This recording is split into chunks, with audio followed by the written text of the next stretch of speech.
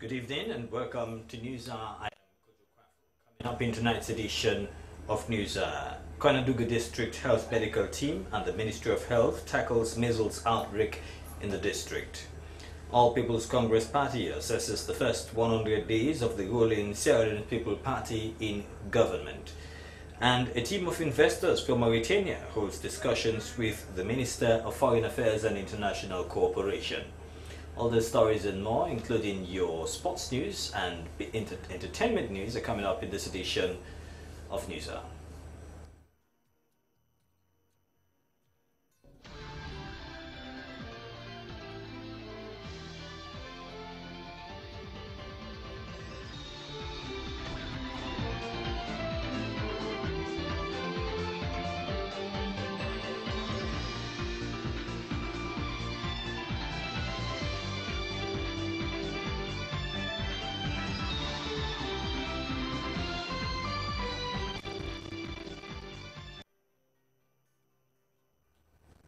The Secretary General of the All People's Congress Party, Ambassador Usman Fodi Yansane, has taken a swipe at the first 100 days of the ruling Sierra Leone People's Party in governance. At a press briefing held today, Dr. Yansane said human rights abuses, amongst others, have characterized the first 100 days of the new government. Reporter Joseph Toure attended the briefing and he sent in this report.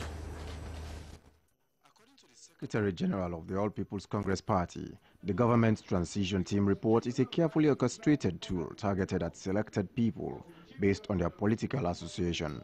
He noted that the past 100 days has seen abuse of human rights, as in the case of the arrest of the ADP leader and the civil society activist Edmond Abu, among others. Ambassador Usman Fodi Yansane also said that some people were also unlawfully removed from their offices, as in the case of former Anti-Corruption Commissioner Ade Macaulay. He added that the 100 days exposed the inexperience of the BO's government. President Judo's Madabio's stewardship to the nation in his first 100 days.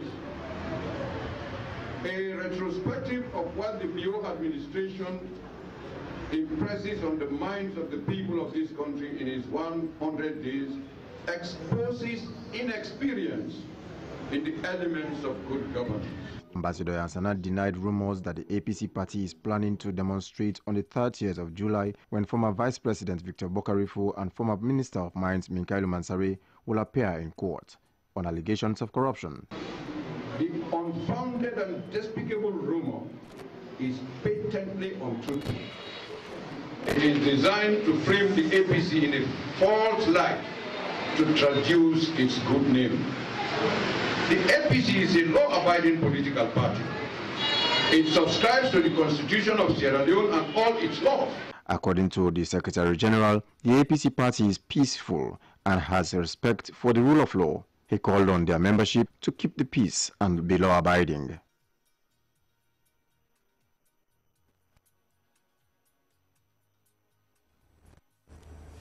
A team of investors from Mauritania's ASML Group has held discussions with the Minister of Foreign Affairs and International Cooperation, Dr. Ali Kaba. The visit came after President Bio's engagement with investors at the recently held African Union Summit in Mauritania. Hawana Tukonto reports. These visits came after President Bio's engagement with investors at the recently held African Union Summit in Mauritania, aimed at exploring possible areas of investment in the country. According to the head of the AMMIL Group, Mohideen Ahmed Salik Bo, the visit was to explore possible avenues of investment with a view to enhancing the economic and social development of the country in line with the new direction policy. He said the group was established in 1961 and is now a major industrial group that is active in various sectors of Mauritanian national economy, including energy, infrastructure, and agro-industry. Minister of Foreign Affairs and International Cooperation, Dr. Ali Kaba, said the new direction pays premium on public-private sector partnership that will enhance the socio-economic development. He noted that the importance of investment in infrastructure, energy, and agribusiness is to help the economy grow. Dr. Kaba said public-private sector partnership will create an impact on the economy by making the country more competitive. He said his ministry will create the conducive environment for potential investors in Sierra Leone to attain the object of the new direction. In another engagement, the Deputy Minister of Foreign Affairs and International Cooperation, Nematulai Bachan, has said that for the past 4 years, it has been challenging for Egypt amidst high hopes and expectations from its people, but that the country will soon overcome its challenges. She made a statement during a ceremony to mark the commemoration of the 66th anniversary of the Arab Republic of Egypt. Mrs. Bachani implored the current leadership to view the challenges faced as a stepping stone to rapid economic development and also inclusion in the governance of the country, while looking forward to learning lessons from the successes in overcoming them. The Deputy Minister also underscored the long-standing bilateral relations between Sierra Leone and Egypt that transcend politics and entail strong and deep social, economic, cultural, and educational ties. He said they want to leverage on the role and proximity of Egypt to the Middle East to contribute to the peace process in that region. The ambassador of Egypt to Sierra Leone, Mahar Ahmadi, stated that Egypt's relations with Sierra Leone are derived from the common African region, respect, and the aspirations for a better future. The Egyptian ambassador highlighted some of the country's contribution in enhancing capacity through specialized and diversified training programs and conferences, including journalism, agriculture, women's empowerment, finance, health, and education, among others. He noted that Egypt's private sector in Sierra Leone is contributing to the cooperation between Egypt and Sierra Leone. As the consumption of alcohol and drug reaches an all-time high in the country, campaigners for the formation of a national alcohol policy for the country have held discussions on its relevance in Freetown. The event brought together representatives and directors from ministries, departments and agencies, the media, donors and members of the Sierra Leone Alcohol Policy Alliance. The seminar was organized by the Sierra Leone Alcohol Policy Alliance together with the Ministry of Health and Sanitation with support from Forward. Ibrahim Samura reports. Among countries in the sub-region that lack a national alcohol and drug policy.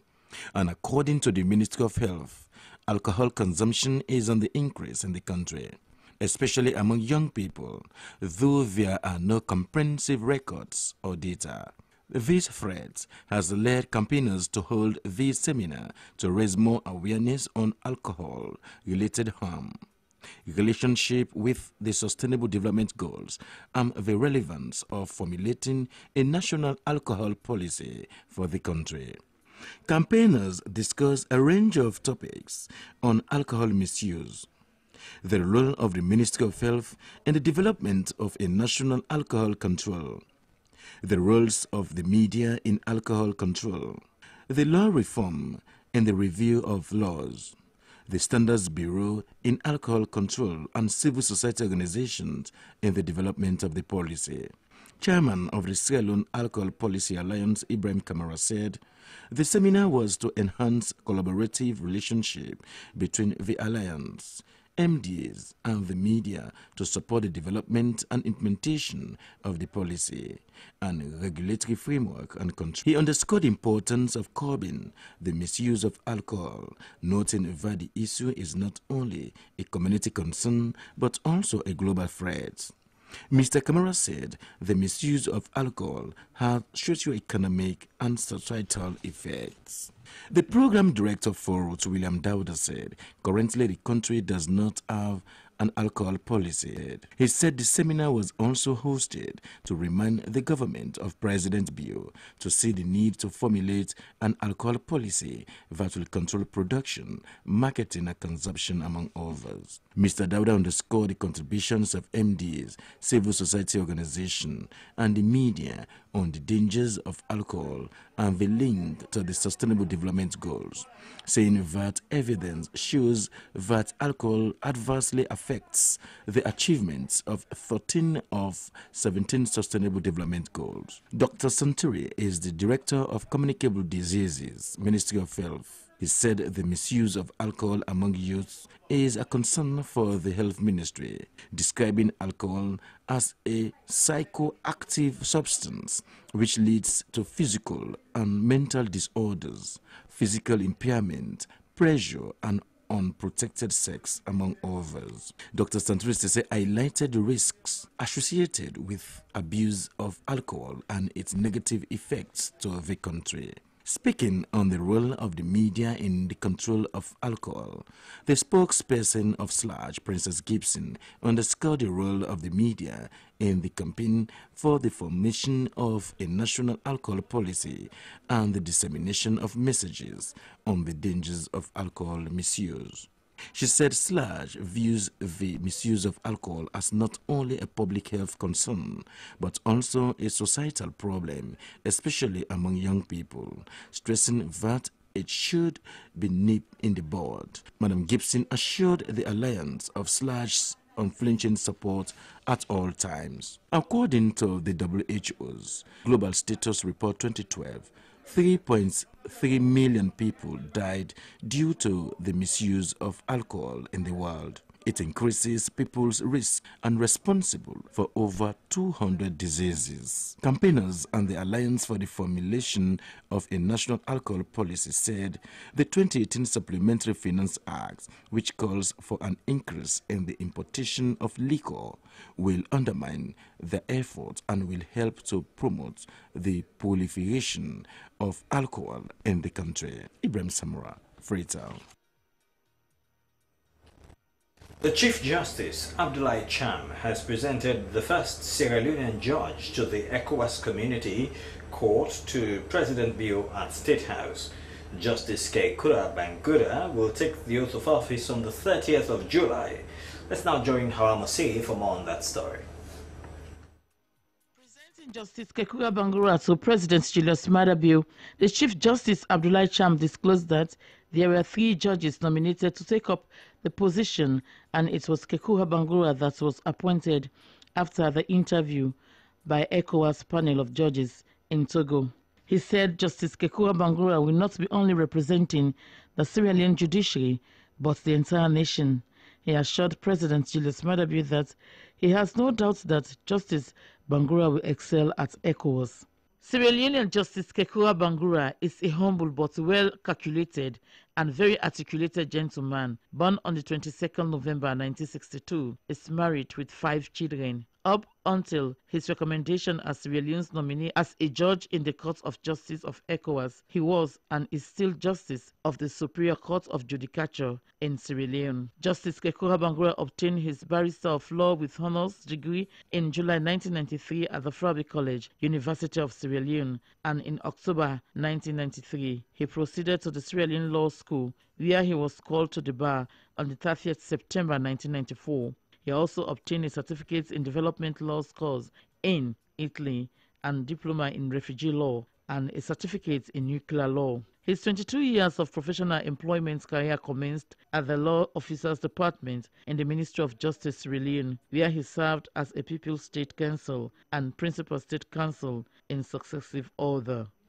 Justice Keikura Bangura thanked President Bio for bestowing trust in the judiciary. He assured President Bio that he will serve diligently to fly the flag of the country high.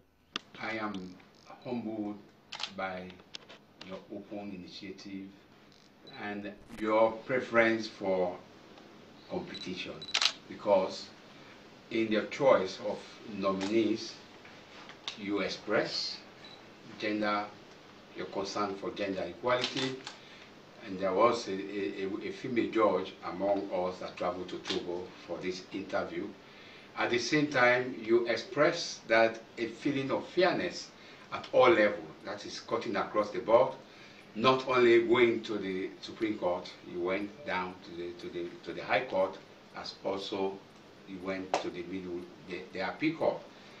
And you gave us fair access for us to compete fairly at that level. We went there, and ECOWAS has spoken. I want to take this opportunity to thank you, firstly, for expressing the confidence in all of us, in the judiciary, and believing in the judiciary to the extent you supported us in this process to date. On that note, I want to assure you that I am going to do my best to ensure that Sierra Leone continue to have the respect it used to enjoy at ECOWAS. I always prayed that I have the continued support of my government and also the judiciary while I'm serving as a secondment in the ECOWAS Court of Justice.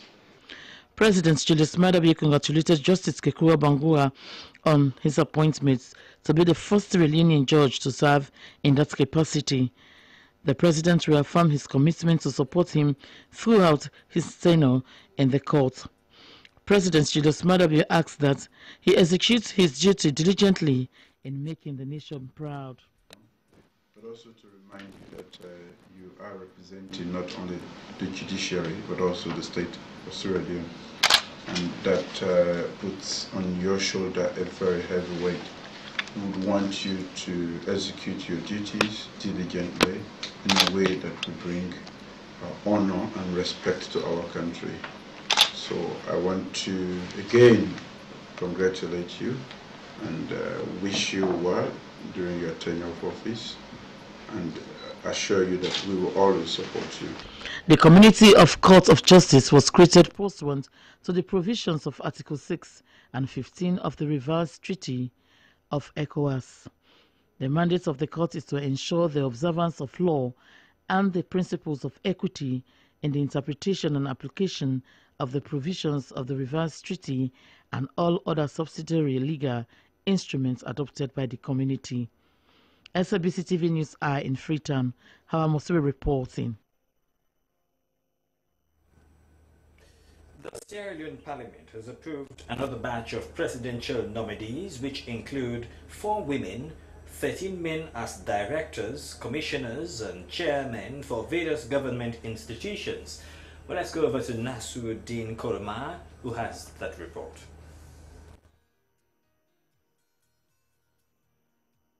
Of the Parliamentary Committee on Appointments and the Public Service following its vetting of the nominees. The Deputy Leader of Government Business, Honorable Matthew Nyuma, said the committee adjudged the nominees to be adequately qualified for their proposed appointments. The former Sierra Leone Road Safety Authority boss, Sarah Findabendo, was among the nominees approved by Parliament on Tuesday. She has been approved as the Executive Director of the Sierra Leone Maritime Administration. In another development, the Speaker of the House, Honorable Dr. Abbas Chernobundo, has deflated media report that claims members of Parliament have received 63 million leones as Constituency Development Fund. The Speaker informed the audience during parliamentary sitting on Tuesday that the report was fake. He said that MPs have not received this year's Constituency Development Fund, referring to the news as misleading. In the Speaker's further pronouncement, some MPs received with shock the news of the elimination of the Constituency Development Fund. According to the Speaker, this financial year will serve as the last year of Constituency Development Fund disbursement to the legislators. In addition, the Speaker said that this year's money meant for constituency development will be purely tied down to the construction or maintenance of constituency offices in all the 132 constituencies across the country. Let it be noted that effective from next financial year, the issue of Constituency Development Fund shall cease to exist. Let it also be noted that this year's Constituency Development Fund, when paid, will be exclusively dedicated to either the construction or the renting of constituency offices in all the 132 constituencies nationwide.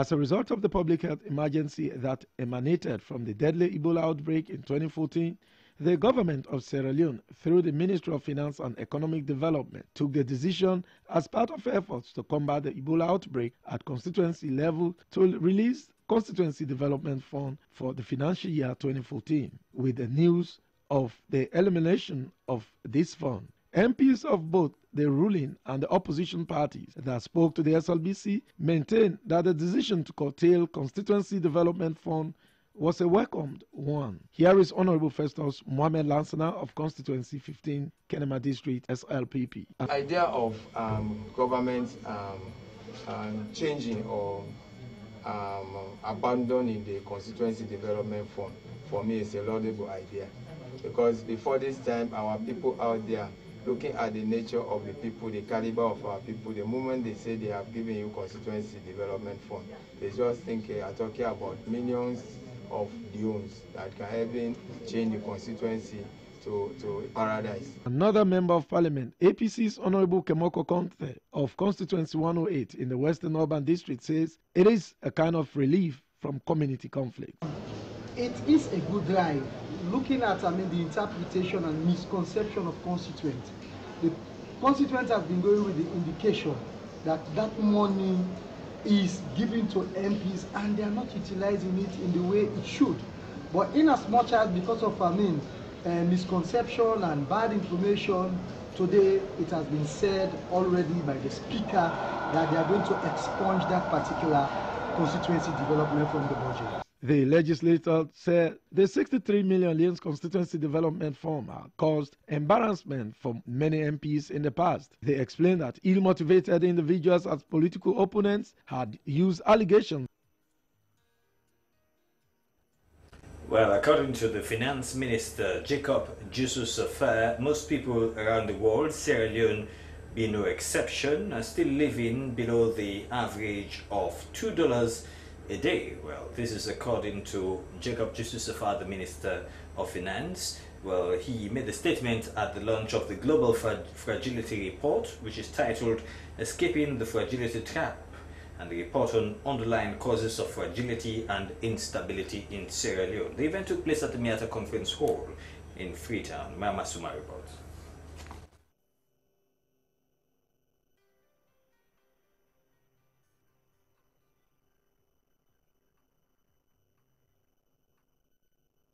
Greater attention should be paid to delivering basic security and jobs in states affected by conflict and instability. This is according to a recent report from the Oxford Commission on State Fragility, Growth and Development, chaired by former UK Prime Minister David Cameron and co-chaired by Dr. Donald Keburuka, former president of the African Development Bank, and Dr. Adnan Khan, Research and Policy Director of the International Growth Center, IGC. This report, which was launched on the 19th April 2018 at an event at the Center for Global Development in Washington, D.C., argues that the Sustainable Development Goals will not be reached unless international donors stop asserting their own unrealistic priorities and take a more pragmatic, patient approach to addressing the syndrome of fragility. The Global Fragility Report, titled Escaping the Fragility Trap, and the report on underlying causes of fragility and instability in Sierra Leone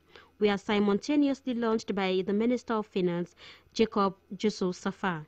Launching the two reports, Minister of Finance, Jacob Jusuf, appreciated the IGC for putting the report together. He added that there is much more to do in improving the living standards of people around the globe. Notwithstanding, there's much more to do, as almost 900 million people are still living on less than $2 a day in many parts of the world's poorest countries. In fact, maternal mortality rates are very high, continue to be high, though they'll be declining. Access to clean water and electricity is still a major challenge. The societies in such countries are trapped in a syndrome of interlocking vicious cycles, making it harder to make sustained progress. State fragility has been the cause and consequence of some of the major challenges. I'm pleased on behalf of His Excellency, President Julius Maada Bio, to formally launch the report titled The Underlying Causes of Fragility and Instability in Sierra Leone. The underlying causes of fragility and instability in Sierra Leone. Former President of Liberia, Ellen Johnson Sirleaf, who witnessed the launching, commended the International Growth Center for the report. This report is something that is going to be very useful to Liberia as we look at the lessons that will be covered, has been covered by the report inclined to address similar issues of fragility in our own country. And so to all participants here, I just wish for you a time to really read this report thoroughly and look at its findings,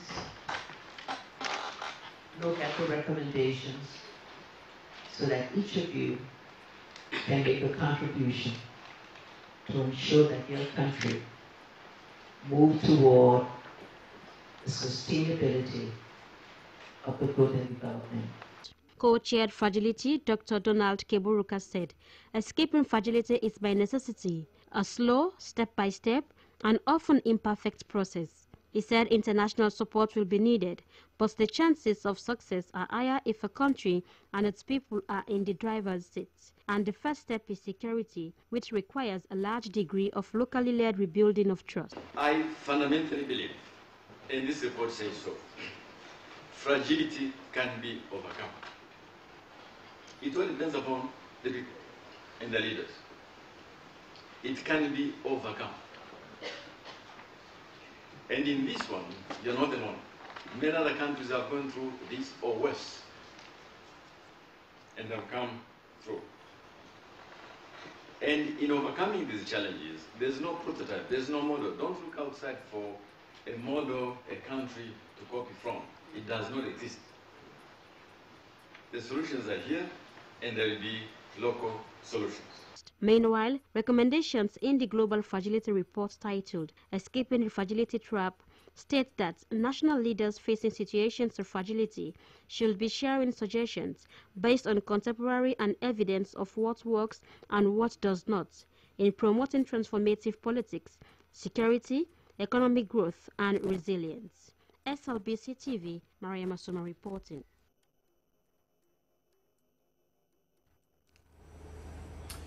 The Sierra Leone Internet Governance Forum has held its 5th Information and Communications Technology Forum on the topic, the power of the Internet for economic development, infrastructure, accessibility and affordability. The Internet Society, formed in 2007, has played a role in promoting Internet connectivity and accessibility by helping local ICT professionals and companies serve as mentors to the government on ICT policy. The conference was held at the Hill Valley Hotel Conference Room, Signal Hill Road in Freetown. Sheila Raffel reports. The Internet Society continues to promote the information, technology, communication to educate citizens through the outreach programs involving students, the public, the business community around matters of Internet governance and Internet ecosystem. Given the importance of the forum, the chairman of the Sierra Leone Internet Governance, Saliu Mansawe, said the forum is an open one which is being organized to bring all stakeholders, including users, service providers, the regulators and the government, to discuss ways of improving the ICT sector, with focus on cost and infrastructure, challenges facing the ICT, as it is very poor in Sierra Leone. To talk about the internet, to talk about the cost of the internet, to talk about the infrastructure that brings the internet to your households, to your phones. That's what we're here today to talk about. And out of this, we'll have a communique that will pass on to government and hopefully take it to West Africa and to the world. The Chief Executive Officer for AFCOM, Adel Sulaiman, said that the Internet today is mainly accessed through the handset. He spoke about the WhatsApp accessibility and the platform to access social media. The responsibility of the Internet is very important for users. He said the new Google app is important as it knows everything about the users more than how the users know about themselves. Today, the Internet is more made of handsets and smartphones and devices more than anything. If you remember Stan, you saying that you send a WhatsApp message.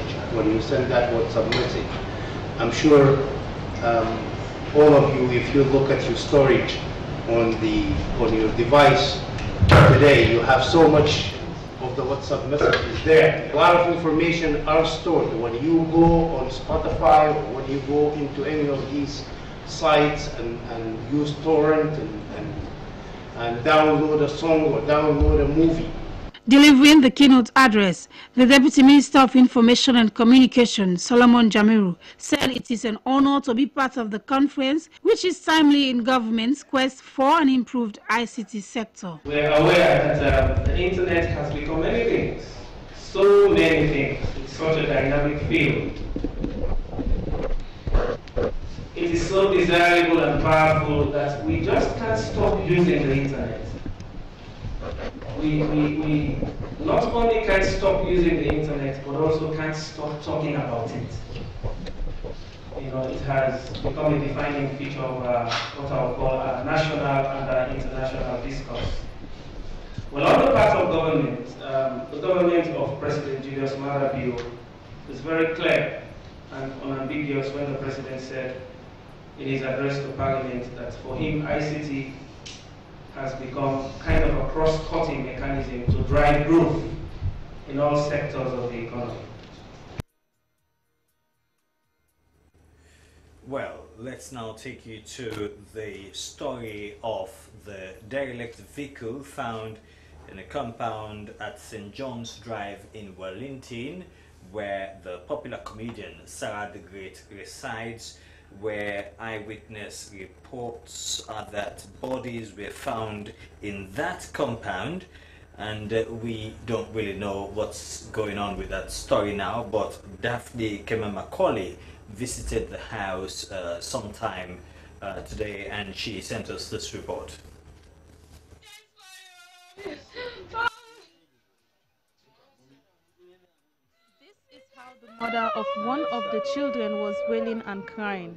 Her late son is Saidu Kouma Jr. Saidu was the first child of Mariatu Bangura. Mariatu Bangura said her 3-year-old son got missing and was not seen until his body was found in a neighbor's compound. This is the compound where the bodies of the 2 boys were found. This compound has 2 apartments. One of them is inhabited by Sierra Leone's popular comedian Sarah the Great. In the early hours of Saturday, 21st July 2018, the 2 bodies were found in this abandoned vehicle. Musa Kouma was 3 years old and the other boy was 6. An eyewitness, Nathaniel Boyma, who is also a resident of the compound, told SABC that the 2 boys went missing on Friday. He said he was called by his younger brother who first found the 2 bodies. Then send me small brother for go buy charcoal. My younger brother was sent to buy charcoal. On his way coming, he saw a yellow cloth inside the derelict vehicle. So he went to the vehicle and saw the 2 boys. He called his mom and explained to her. His mother shouted and alerted neighbors that the 2 boys have been found. So people ran into the compound and found the bodies of the 2 boys. Nathaniel Boma said he later alerted other people who threw stones and smashed the windows of the house before the bodies were taken to the mortuary. Police later arrived at the scene and prevented people from entering into the compound. On Saturday, we will receive a call from a colleague informing us that 2 children were found dead in a vehicle along Haja Famata. So we went there with my junior colleague here, Inspector Fode, and went in a compound where we met these 2 boys lying in a vehicle dead.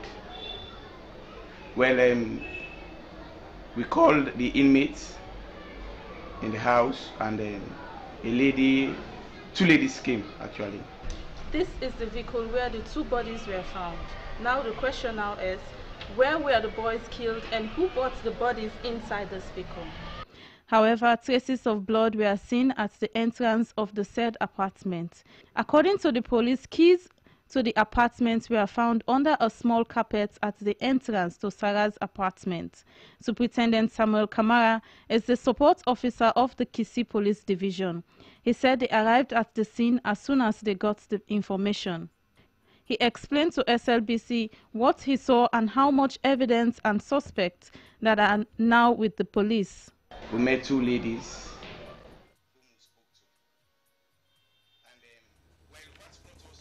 Well, a report reaching the SLBC is that there has been a fracas between the Sierra Leone Police Traffic Division personnel and commercial motorbike riders at Tombo in the Western Rural District.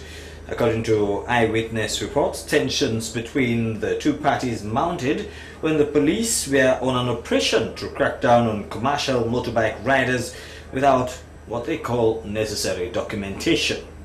Although the bike riders say they became agitated by what they refer to as unprofessional behavior in which the police carried out their duties, resulting in an accident which involved a child.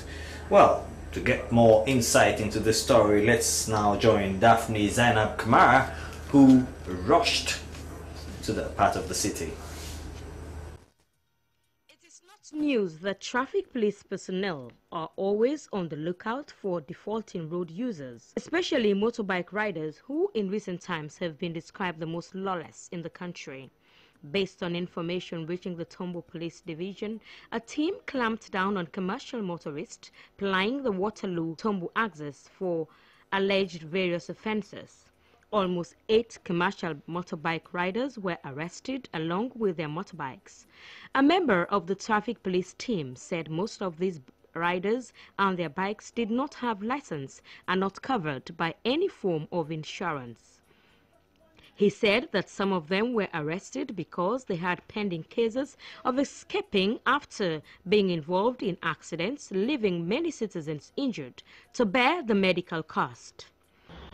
When we arrived at Tombo, we are successful. We arrested 8 motorbikes, which all carrying fake registration on our plates. 7 of them, in fact, making. We got tip-off from the Waterloo Police Division that most of these commercial bike riders were using unregistered and expired licenses, so we decided to clamp down on them.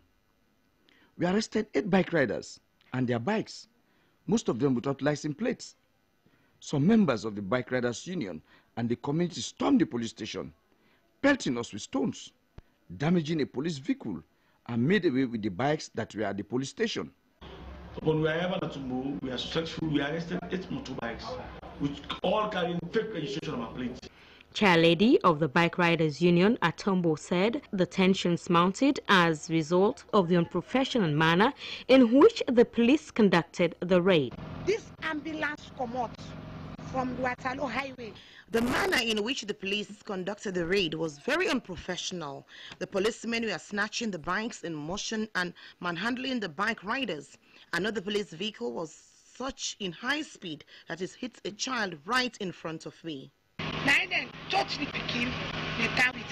Another eyewitness claims that he was pleading with the head of the team as the deputy chair of the Bikers Union, as he was accused of conniving with the bike riders, that he arrested and failed to forward the bikes or the matter to the police. He alleged that in his presence, the police vehicle in high speed hit a child. Even though, according to him, the police carried out the raid with people whom he suspects are not members of the police force, though in uniform. I've never seen a policeman with dreadlocks. There were civilians involved in the raid, which to me was in fear. That's why the Bike Riders Union exists to monitor and correct mistakes made by the riders.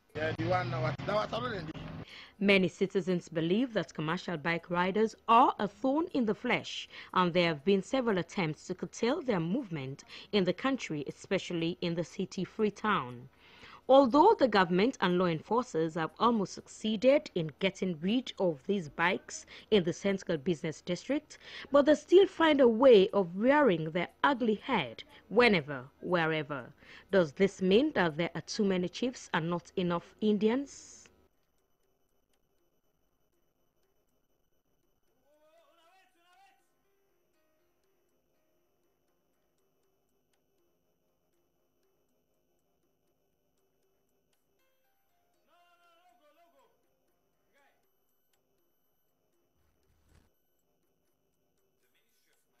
Mineral Resources and the National Minerals Agency have discussed rumors making rounds that the Minister of Mines and Mineral Resources has stopped all mining activities in Connaught District. What the Ministry and NMA have done is to clamp down on illegal mining activities as a way to increase government revenue from the mineral sector.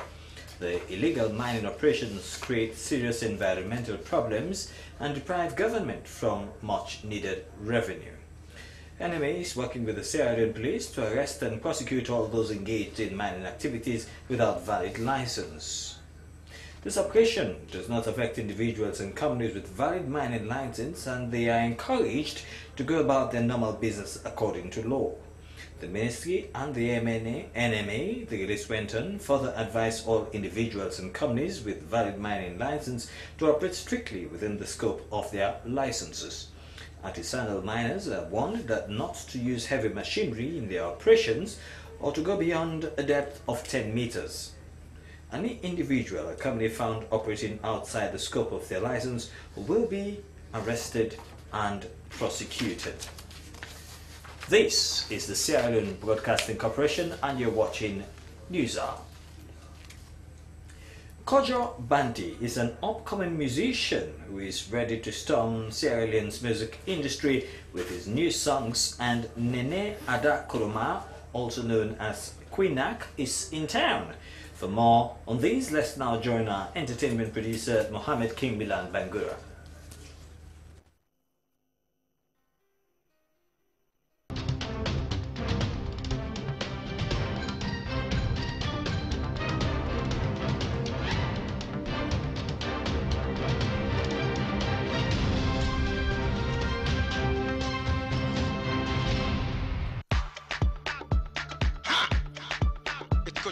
On this. Okay, 646 Empire. Alhaji Mohamed Toué is an artist whose stage name is Kojo Banti. Kojo started his educational background at the Sierra Leone Muslim Brotherhood Primary School in Wellington and at St. Helena and Muslim Congress, where he sat his WASC exams. In 2008, he got his Association of Business Executive at IPAM. Kojo said he got his stage name from a popular musician called K-Man, who told him he resembled the Jamaican rapper Kojo Man. Kojo started his love for music way back as a promoter for various musicians in the country before finally settled as a musician himself. I've been in this game for a long time.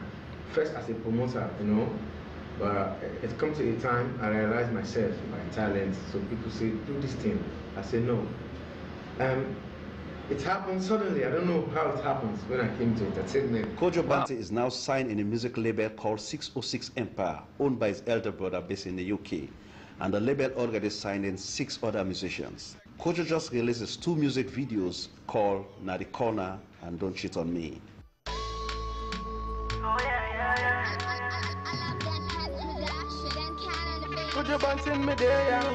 So I come up with this idea, this Na the Corner. I started like miming, without no beats, just free miming, without no instrument. If you watch the video, you can see the drama. It makes sense. And Don't Cheat on Me, like the girl is dating 2 of us, okay? But like she's pretending as if she's in love with me alone. Really, she's in love with another man. Why you dey cheat on me? Where I don't give you the finest range rover? Why you dey cheat on me? Where I don't buy you the latest design?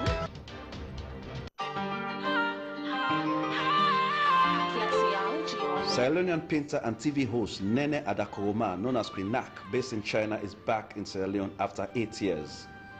Queenak said she's back to enjoy the beauty of her country.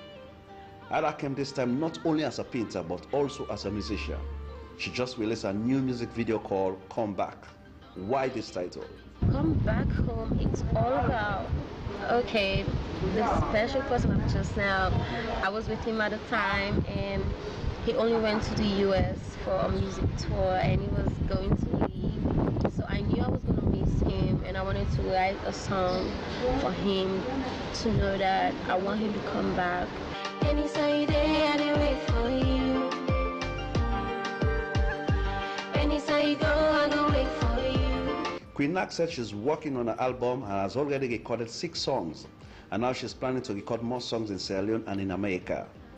On the whole, as a philanthropist, Queen Nak said a Queen Nak Foundation is planning to organize a fundraising festival in China to raise funds for Sierra Leone to help the government in helping domestic violence.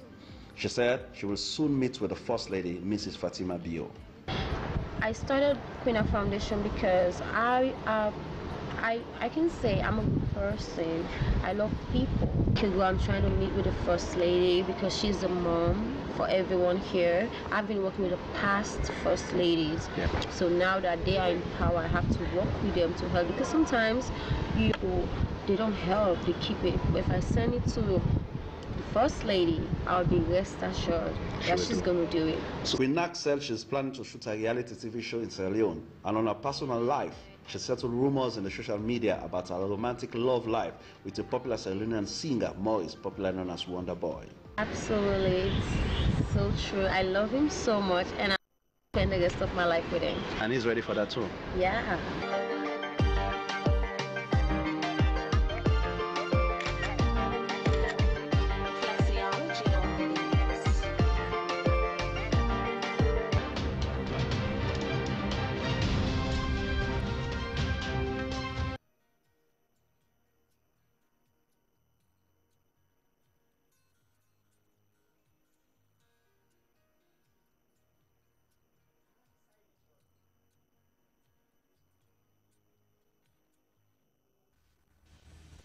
Well, from the entertainment news, let's now go over to our sports reporter for the latest in sports.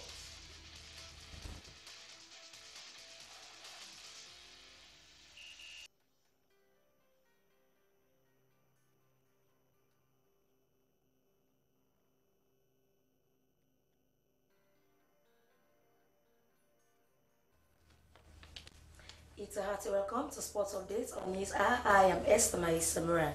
In this edition, Sierra Leone Margaret Barry finished first in the GWT Folk Women's 400 meter at the Mountain Games in Sante Island after beating Philly just a little off track.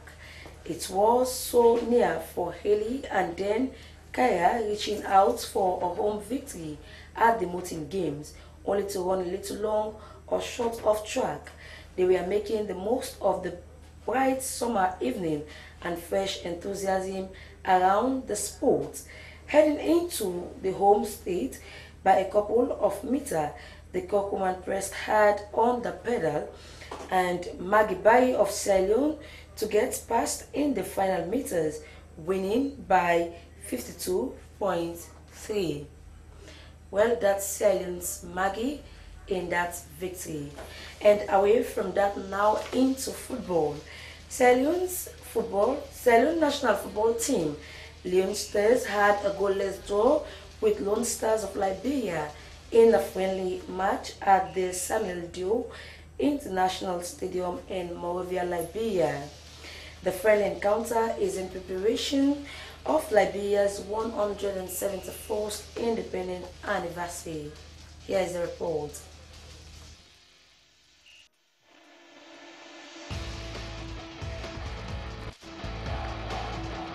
Kamara and Tia Dennis.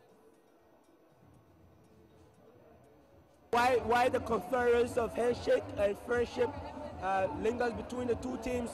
Let's run through quickly through the lineups of the both teams. Starting in goal for Liberia national football team drew goalless with Sierra Leone in a friendly independent encounter at the Samuel Doe 35,000 capacity sports complex in Liberia. Earlier, President Julius Maada Bio visited and motivated Sierra Leone national football team Leone Stars.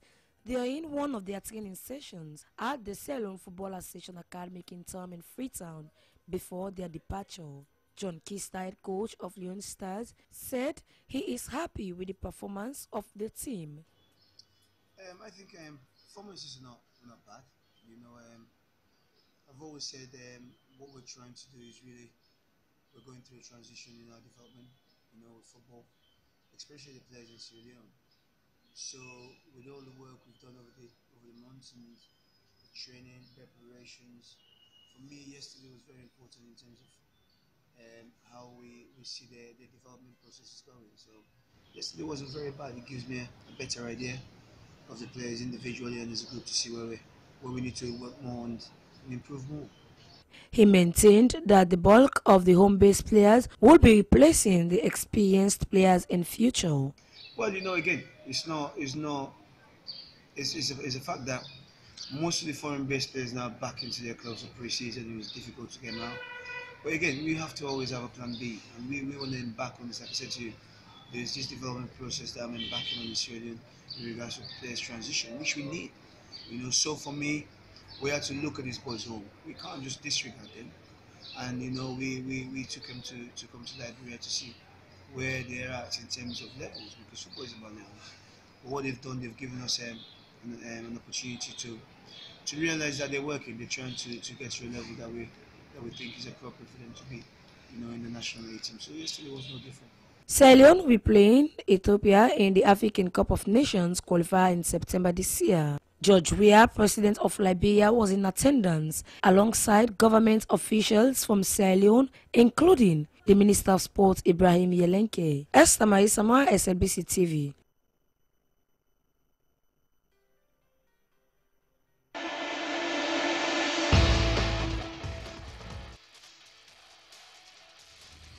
And tomorrow at the mini league at the Central Football Association Inter-Area Football Competition, the quarterfinals kickstart as Kleintown is set to lock on with Shell Dwellers in the first match at the Parade Grounds. Well, that's the latest update in sport. I am Esther Maisama. Thanks for watching.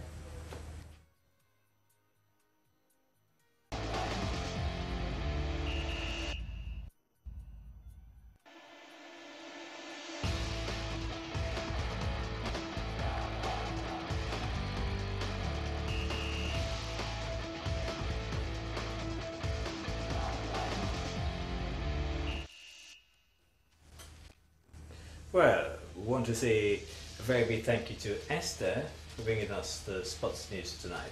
It's a pleasure. All right, thank you very much, Esther. Now we'll bring down the curtains on news for tonight.